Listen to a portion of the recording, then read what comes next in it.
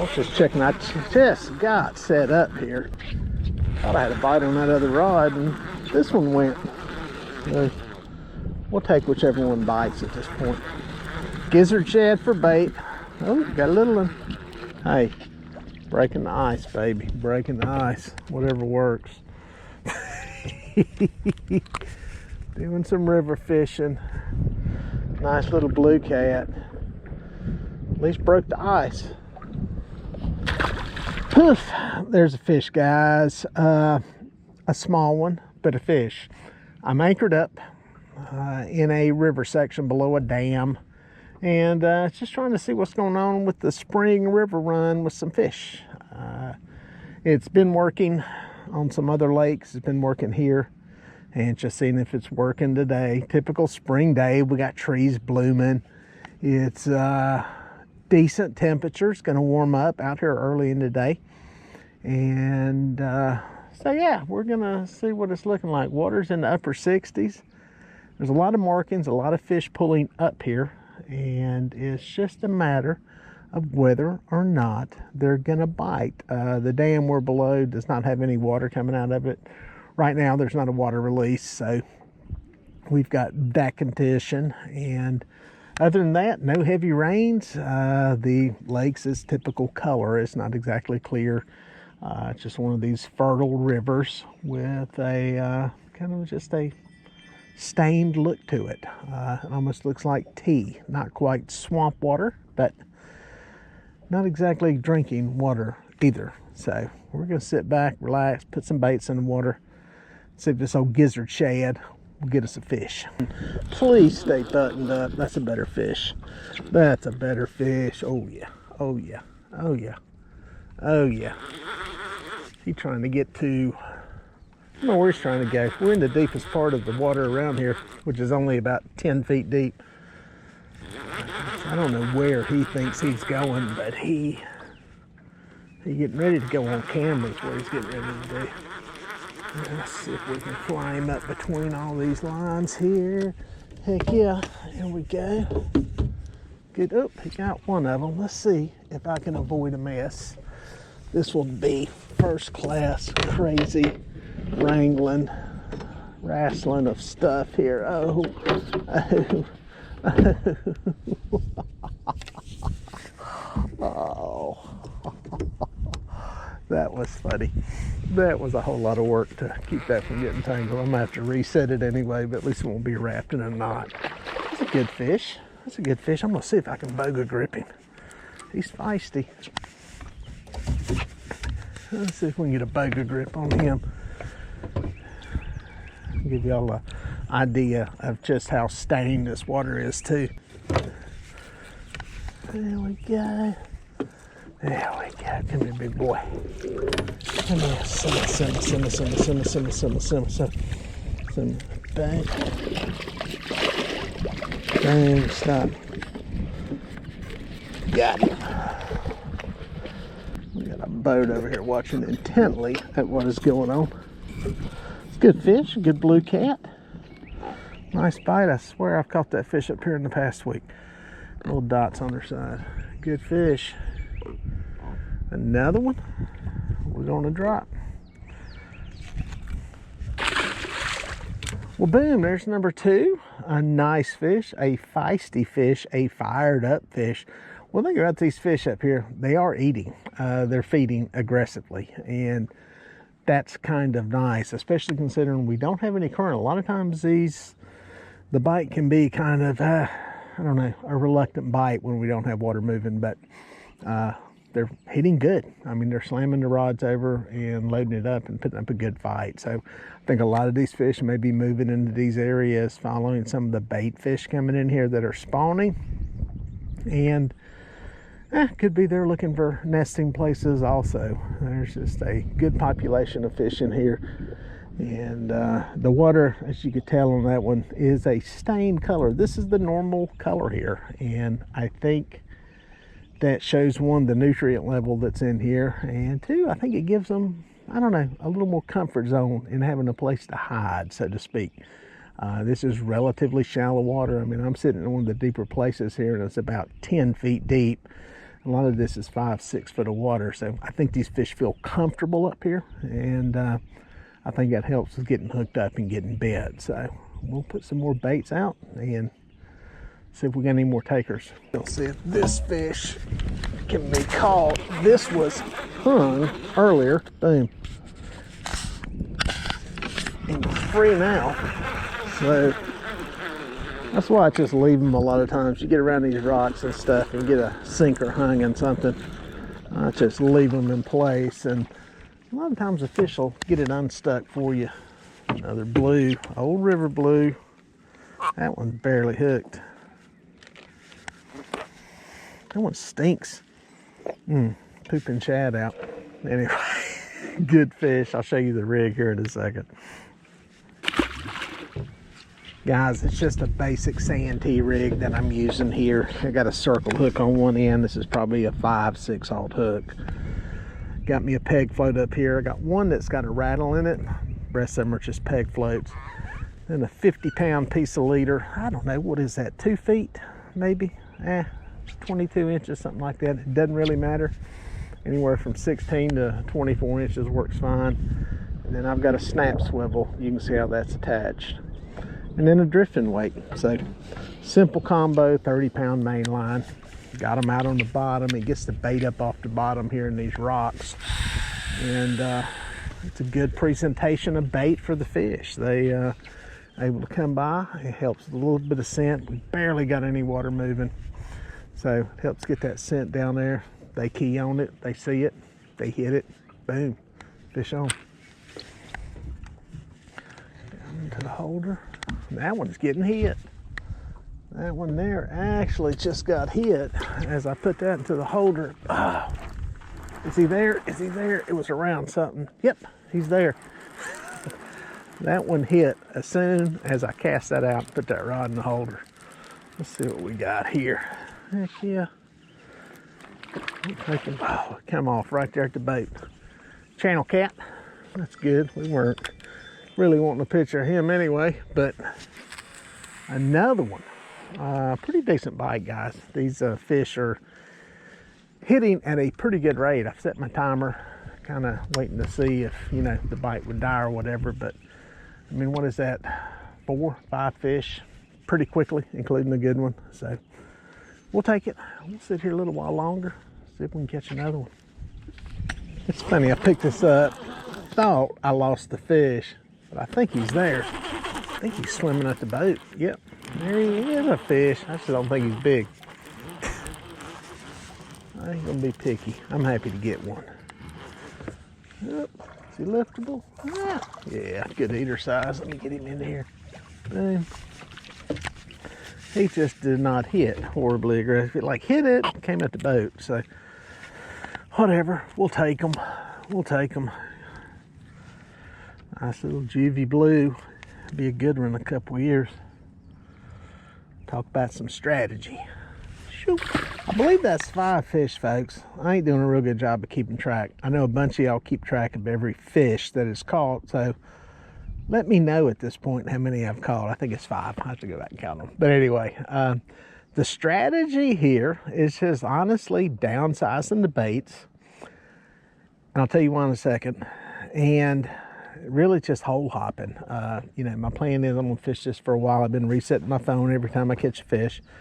But, you know, I was thinking, you know what, there's about 10 minutes left and I'm gonna move. Poof, I catch one. So, reason for downsizing the bait is I wanna catch fish, for one. The other thing is, I think they're feeding on smaller stuff up here, to be perfectly honest, just based on the bait and stuff that I'm seeing up here. I'm not seeing a lot of big gizzard shad or anything like that. So, good strategy, bad strategy, I don't know. If you were up here fishing for just a trophy fish, go ahead and put your big bait out. You'll eliminate all these fish. Now, you may not catch anything, but, you know, again, that just depends on what you're trying to do, what your strategy is fishing-wise. So that's my strategy. I want to catch some fish, and, you know, I think in the process, if there's some bigger fish, I'll probably pick some off. But this is a good lake, river to catch a good number of eater-sized fish on and have the potential to catch a whopper. And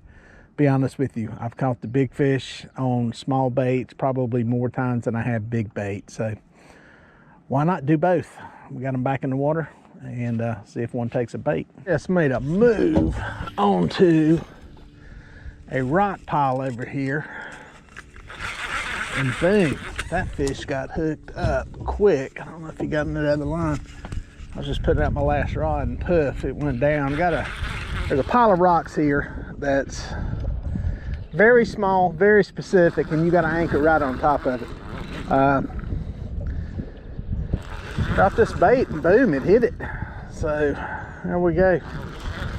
Last spot kind of petered out. Tried another one. And then came here and poof, first drop. Got it, and he did get into that other line. That's all right. We'll take whatever they give us, baby. Come off of there. Come off of there. Come here. Come here. That was on the bottom for literally a minute, and he got hit. Nice fish. Got some mud. Almost like he's being inactive, but yeah, he hit that pile. He's right around that pile of rocks. I marked a couple. Thought there was something a little bigger. Let's see if we can catch one of the bigger ones. Boom, there goes another one. There goes another one. That was quick. They definitely stacked up right here. They behind that rock. Right behind. It's not big, that's the thing. It's a precision anchoring kind of deal. You got to be parked on top of it. You're not looking at a big area. So I knocked the drag in the gear. When current's on, it can be a really good place. We ain't got no current right now. It's just catching some fish, but I'll take them any way I can get them.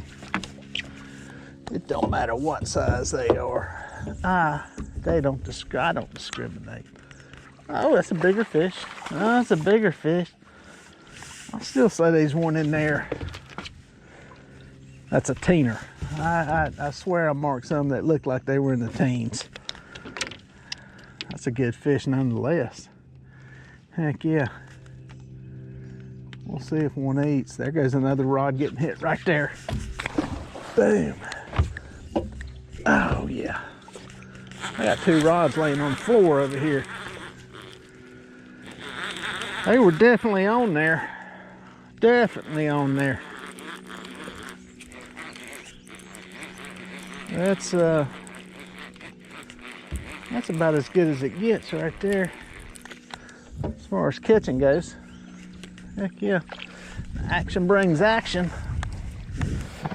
Boom. Man.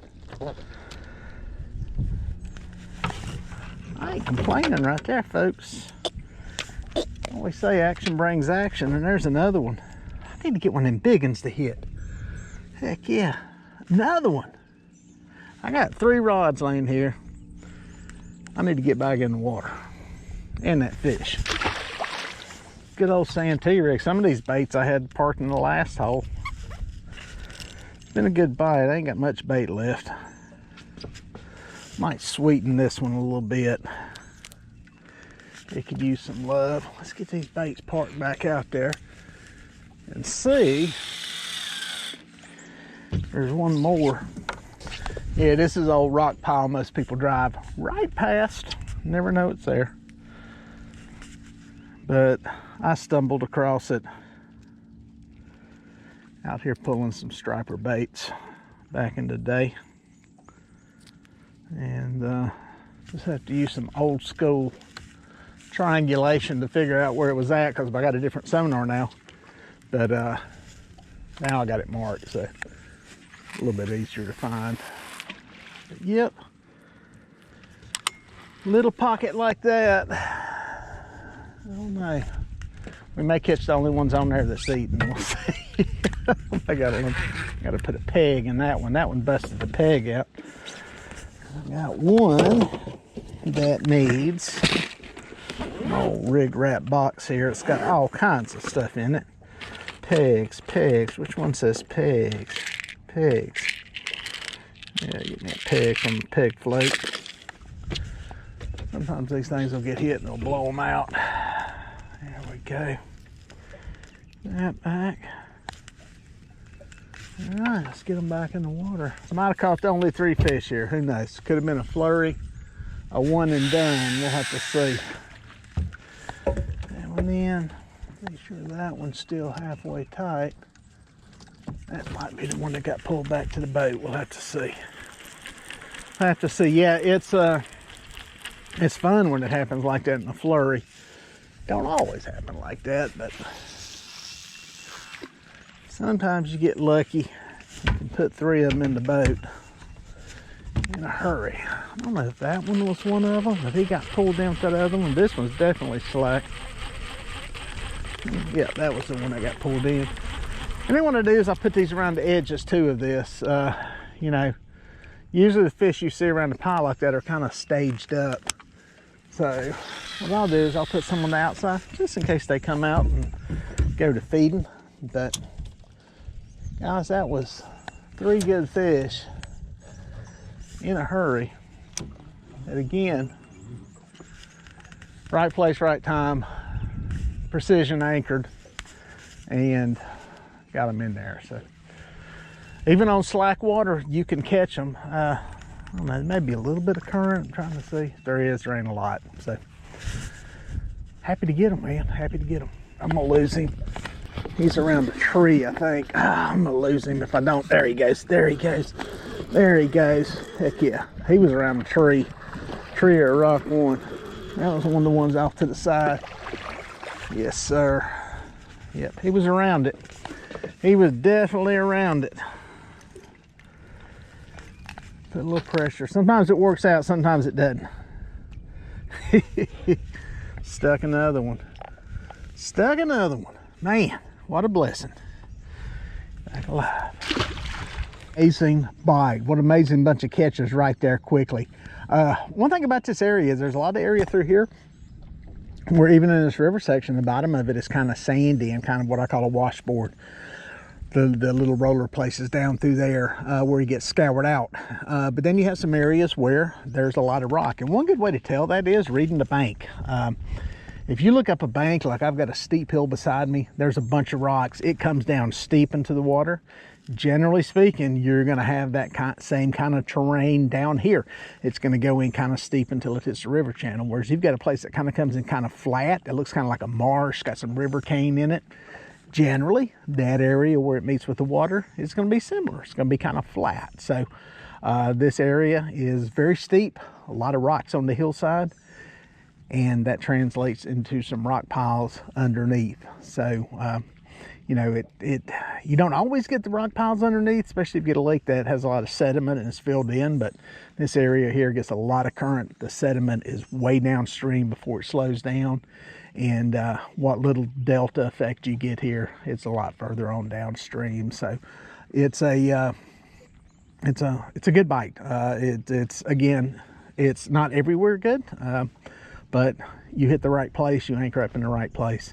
And this is middle of the day. This is, you know, this is after lunch. So there's some fish around. You know, sometimes it's middle of the day, sometimes it's early. I always say go early. Sometimes it can be an early bite, but today, even with the sun out, these fish are hitting. You know, part of it's the water, part of it's they're hungry, part of it's the time of year. So the bottom line is, guys, get out there and fish when you can, and put your time in. You'll eventually figure out some patterns and catch some fish. Bam, did I hook him or not? Did I hook him or not? Yeah, I think it's a small fish. Right in time for this kayak to come rolling right by me. Yeah, I think he's gonna try paddling between me and the bank, to be honest. I'm not kidding. He's behind me. We'll see if he does. There we go. Yep, he's gonna kayak right between me and the bank. Not kidding. A good fish. He's gonna die when I throw it back. Boom, here you go. I'll turn around and show you where he's at here in a second. Boom. Jink. On the bottom. There we go. How you doing? Boom. Yeah, I think he just realized that, yep, I'm fishing here. So, yeah. Anyway, that's the joy of it's public waters, man. I mean, he could paddle right through if he wanted to, but I think he did back down. Trying to move a little bit. I think he saw these lines were pretty close to the bank, so he could paddle right over them. Not sure if he's going to or not, but we'll see. I have, as I was telling my buddy Roger Taylor, I have a lot more patience with human beings than I did when I was younger. So God's given me that grace to grant grace, and for that I'm thankful. So I caught a fish, and I could literally cast and hit their kayak. They're that close. I'll turn this way just a minute to talk, and you can see where they're at. So here we go. God bless them. God bless them. I hope they catch some fish.